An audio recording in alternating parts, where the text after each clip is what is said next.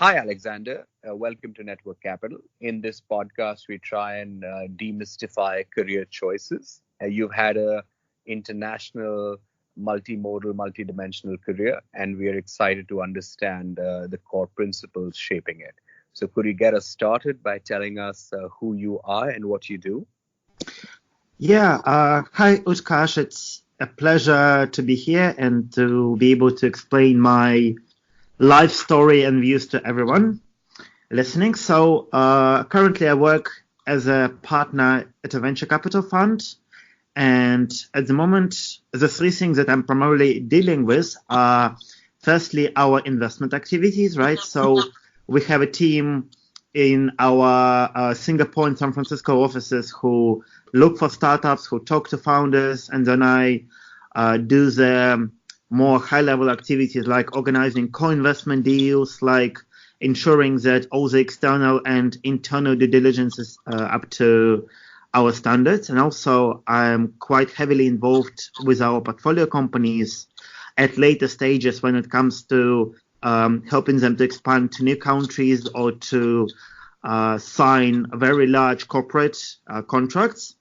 And another thing that I'm doing is actually fundraising for the fund, because when we started up back in 2014, we were quite small, but since that time, we've had quite a few interesting investments from which we were able to secure exits. We've shown very good returns to our LPs, and we were able to sort of expand from our initial headquarters in Singapore all the way to San Francisco and then to Europe. So now we have 3 different offices looking for investments worldwide, and we are always engaging with family offices, with private equity firms, with large business angels when it comes to getting them as limited partners for the fund. So those are the 3 things that I'm doing at the moment. But before I joined up with Ruvento Ventures, a VC fund where I'm working for at the moment, I've lived for a very long time. I think it was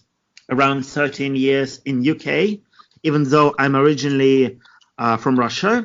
So in UK, I studied in school. I went to bachelor's and master's in university, and then I've wanted to do something that any self-respecting UK graduate student wants to do, right? It's either investment banking or consulting, because you get paid a lot.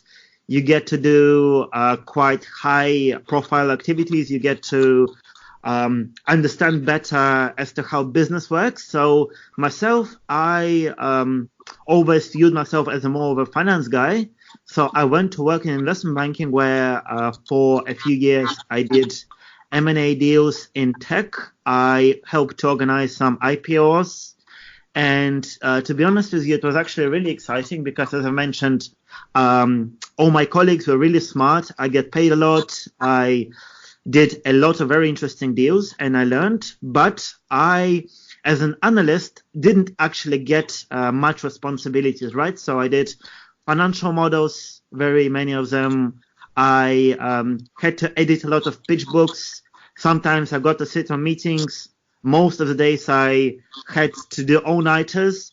And for myself, I wanted to do something more meaningful, right? And not only advise on deals like an investment banker would, but actually to be involved in them firsthand. So after a couple of years, I went and I transferred to work to a private equity firm also in England, where it was a much better experience for me because the team was smaller, so there was a lot more responsibilities, and also the deals that I was doing were very diverse, right? So it was not only tech, it was also manufacturing, it was also sports, it was also oil and gas, and I was able to formulate a sort of a more bird's eye understanding of the whole financial market. And for the first couple of years where I worked in this private equity firm, it was really great.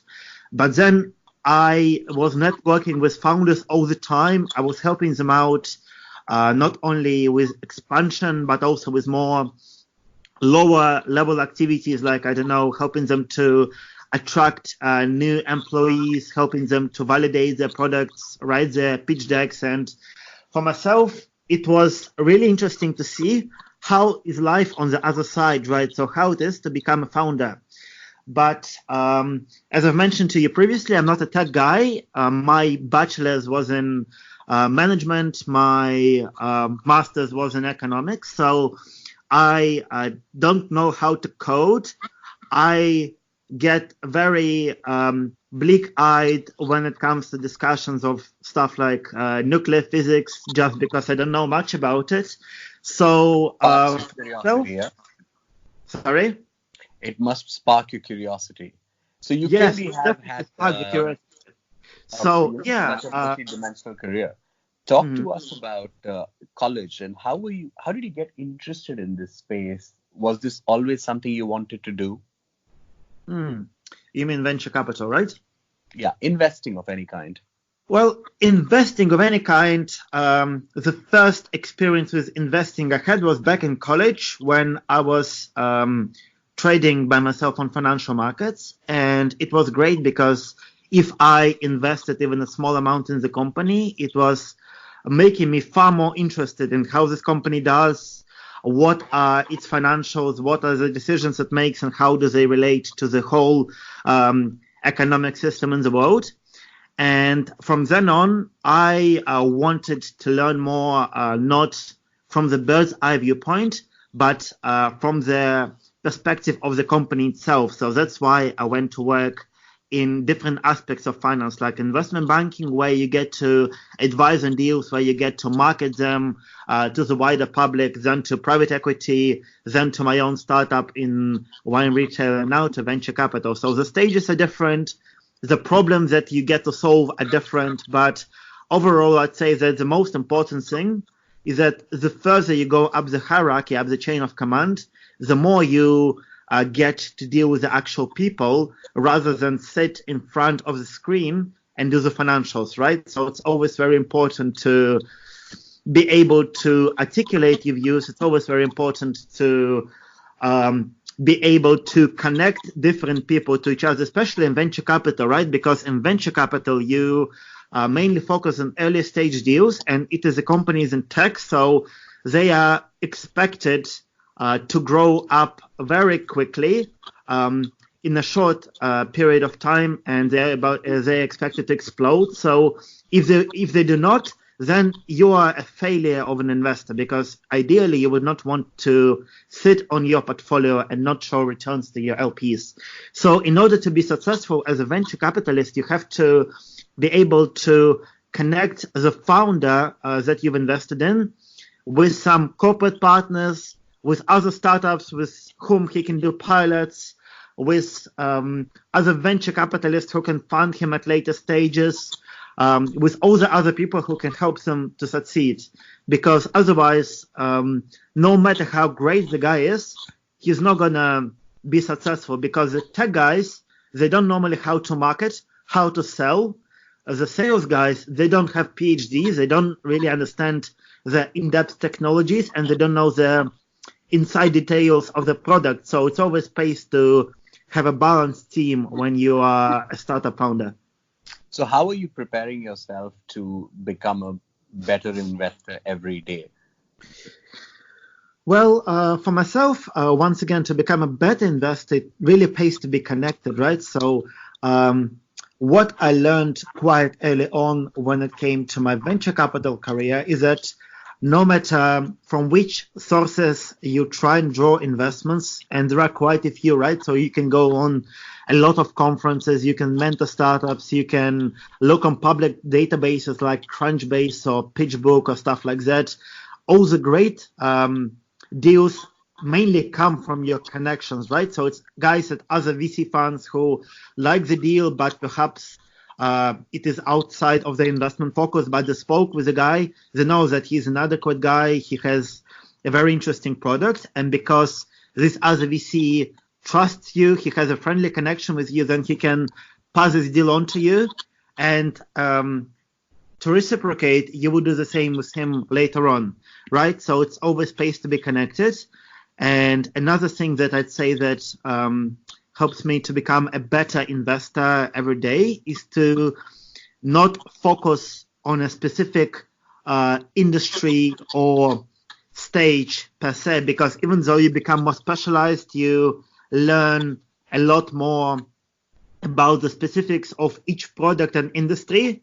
It doesn't actually help you to formulate as a bigger bird's eye view, right? Because as a startup founder, as a VC, you're not living under a rock in some cave. You are always in a wider economic world. So your startup, even though it might be a fintech business that only markets to, I don't know, like P2P platforms or insurance firms, later on he can expand to automotive, he can expand to telecoms business and acquire them as clients. So you always have to look for underappreciated opportunities. And for that, you have to mentor startups. You have to go and speak to podcasts like this. You have to attend a lot of events. You have to do everything, because otherwise you become very narrow-minded, and it doesn't really bode well for your future when you want to become a venture capitalist. What advice do you have for people who want to break into venture capital? Because it's a competitive industry. There are few roles. It's a popular choice amongst young professionals. How did you break in? What advice would you give to your younger self or to others who want to get into the same industry? Well, to be honest with you, Utkarsh, I wouldn't say that venture capital is a very popular choice amongst young professionals. And this is because, to be honest, to be successful in venture capital, you have to not only know quite a lot about some specific tech industry, like, for example, telecoms or, I don't know, autonomous cars or quantum computing or cybersecurity.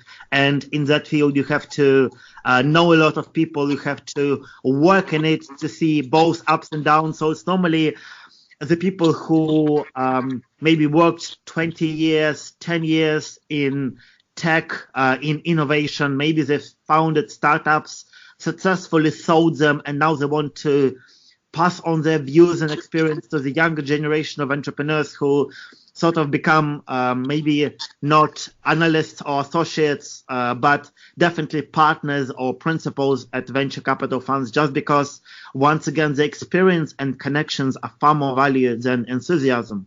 Even though, as you've mentioned, the teams are quite small, so enthusiasm and fit are great as well. But technically, when you begin in venture capital, it's a very long-term play, because when a VC fund invests in something, normally you would only expect an exit maybe 3 to 5 years in the future. And very, very few people stay from the analyst position all the way for the 5 years to become, I don't know, like associate or principal or partner. Because, to be honest, the teams are small. So it's not as easy to move up the ranks as it is in consulting or investment banking. So many people get burnt out. And even though they become far more connected, even though they get to embrace their passion for tech, not many of them actually see the upside in venture capital. And the upside in venture capital comes not from the management fee that is paid by LPs, but from the carry and from the exit that you get. And once again, for the uninitiated, could you explain carry with the help of an example? Not everyone listening to this podcast would know what it means. Well, carry is, look, if we look at the VC structure, so it's normally analysts and associates who are at the bottom rung, and analysts mainly work with portfolio companies, they scout for deals, they speak to entrepreneurs, and associates get far more responsibilities when it comes to portfolio management. Like maybe they would help some portfolio companies to expand, maybe they would help them with some connections, but mainly analysts and associates, they don't get carry, they don't get any bonuses. All they get is a salary which comes from the management fee. And normally the management fee structure is around 2%. So let's say that a VC fund size is around 100 million. So the management fee annual would be around 2 million. right? And this money would go towards salaries. This money would go towards administrative expenses, towards travel, towards entertainment, towards things like that. And if you look at the principal level is normally a seasoned entrepreneur or a guy who has experience in quite a lot of tech deals. Maybe he's also previously a startup founder, so he knows a lot of people. He can be a connector. He can definitely work quite experiently with portfolio management. He can lead deals and stuff like that. So normally principals, they sometimes get carry, and carry is the bonus that you can get from deals, right? So if you exit it, then a portion of the exit that is not distributed towards LPs, but is given towards the management team, would be split between the partners and the principal. And normally the split between LPs and the investment team of the fund is around 80% to LPs and 20% to the investment team. And then it comes to the partners, right? Normally it's very difficult to become a partner if you joined up as an analyst or as an associate, because partners get excited. Yeah. Sorry? Yeah, why does that happen? And how can people navigate that so that they can rise fast? Okay. Well, it happens because partners normally get made only when a VC fund is founded, right? So when the initial fundraising process is done, the initial team is made. So these are normally the guys who know each other for quite a while. They have diverse experiences in tech, in startups, in finance and marketing and whatnot. So they can sort of hit different boxes and decide together on what the investment focus of the new VC fund would be. And then they would approach some potential LPs, and the limited partners are the folks amongst institutions, business angels, family offices, corporations, private equity funds who give money to the VC fund. And then these partners, they would sort of develop the initial investment team, hire analysts and associates, and it's very difficult to move up just because, once again, the bottom rank workers, they're normally quite junior people in comparison to partners. So maybe these are guys 2 to 3 years out of college, or at the intern position, maybe they're even at college, right? So they're very interested in the industry. They maybe have some experience in tech, but most importantly, they fit in with a wider investment team when it comes to not only focus on specific deals, but also outside activities, like maybe they want to, they like to do like rowing together, or they're really passionate about autonomous driving or things like that. So it unites them, because even though in venture capital you don't really pull as many all-nighters as in private equity or in investment banking, you still sit at the same desk or at the same coffee shop with the same people for a very long time. So you have to know them and be able to communicate with them not only on the work basis. So what advice I would give to young people who want to break into VC is to firstly really understand what kind of tech industry are you most passionate about, because to be honest with you, there are so many venture capital funds targeting probably all of the traditional and non-traditional investment and industry aspects, from quantum computing to autonomous cars to fintech to biotech to blockchain to things like, I don't know, cannabis or, I don't know, sex technologies and things like that. So whatever you're passionate about, whatever you can really talk about in more detail, go for that, because you'll be able to portray yourself as a far more interested employee, and they look for interested employees. So go work for startups, go network with venture capitalists, with those people who raised big rounds from VCs and can connect you. There is no magic formula to break in.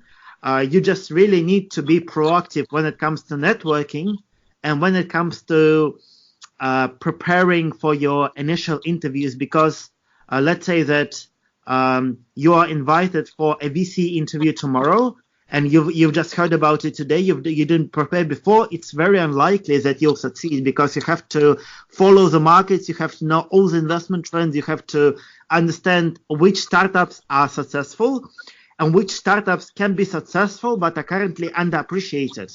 Because most of VCs at early stages, they look for the underappreciated opportunities where they can get in at a good valuation, help the startup founder to succeed, and then exit with very big upsides. So if you're able to showcase to the partners of the fund where you're applying to that you know how to spot these investment opportunities, then they would be far more likely to sort of give you a try when it comes to being a part of the investment team.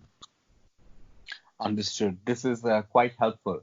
So how did you end up in UK and now in the US, and how are you looking for deals? Is it geography specific?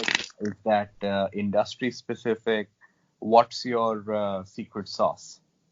Okay, well, sure. So let me tell you very briefly about the history of my fund. So when we first began, it was 2014, and the first few deals for the first couple of years we did were mainly in Singapore and wider Southeast Asia in hardware. So the team that formed up at the time was mainly hardware entrepreneurs, successful startup founders. There were also some guys from automotive and telecoms industries. And in the first couple of years, we were really successful because we managed to do 3 exits from the portfolio and co-invest with major tier 1 VCs in Silicon Valley, guys like Ruvento Ventures or the Founders Fund. So in 2016, we were able to raise a bigger fund, open up an office in San Francisco, and began to specialize a bit more in deep tech. So things like artificial intelligence, quantum computing, 3D printing, and stuff like that. And since then, we've mainly invested in the US. So at the moment, we have a portfolio, maybe 25 companies, and they're very broad. So this is actually what excites me about my fund, is that even though we have quite a strict investment focus, we are still able to back what's the investment focus? Sorry? What's the investment focus? The investment focus, well, we target companies from seed stage to Series B in deep tech. And at the moment, from August of 2019, we are primarily focused on emerging countries, like, for example, Eastern Europe or Southeast Asia or Latin America, just because for them, it's very difficult to break into the developed markets where the clients are sophisticated, where the clients can write large checks, where they can benefit from the existing network of VCs and corporations, while still, if you go to somewhere like, I don't know, Russia or Peru, there are very many experienced tech teams. There are great, interesting ideas who can really grow in countries like the US. So I wouldn't say that there's a shortage of talent and ideas, but because the investors in those local markets mainly come from government funds or from local investors who can only provide local smart money. When we as a US investor come and give them international smart money, we're able to get into a good valuation. We're able to provide the smart money that nobody else can do in the region. And we're able to help this company to scale up not only to the US, but also through our corporate and VC network to places like Southeast Asia, for example, which is rapidly growing. So at the moment, as a VC, we are mainly looking for earlier stage, underappreciated opportunities in deep tech in the emerging countries. So, yeah. And how should people contact you? Because, from Network Capital, we have thousands of inspiring young professionals working on tech. How should they get in touch? At what stage should they reach out to you guys? And how can you help them in addition to investing in them? Okay, sure. So, I do have contacts like, Facebook. I'm on Network Capital. If you want to drop me a line and email, please do. My email is at ruvento.com. And my name is Alexander Piskanov on Facebook.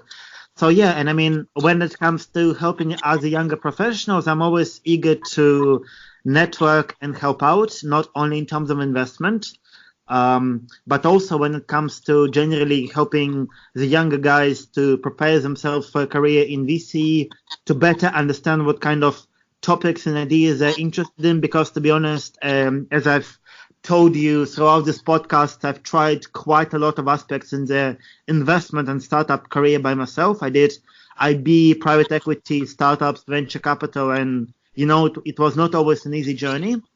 So I can sort of share my experiences in that with far more detail personally. And also, I'll be happy to not only potentially invest in startup founders, but also help them out to refine their pitch decks, to better understand how to structure their strategy for new markets and things like that. So, and if you're a VC who wants to sort of network to co-invest on deals or draw upon our team's expertise in deep tech, please also feel free to reach out. I'm always quite approachable. And we also look forward to hosting you for a masterclass on Network Capital Premium. It's something that we've got so much appetite for great content, and I think you'll be amazing.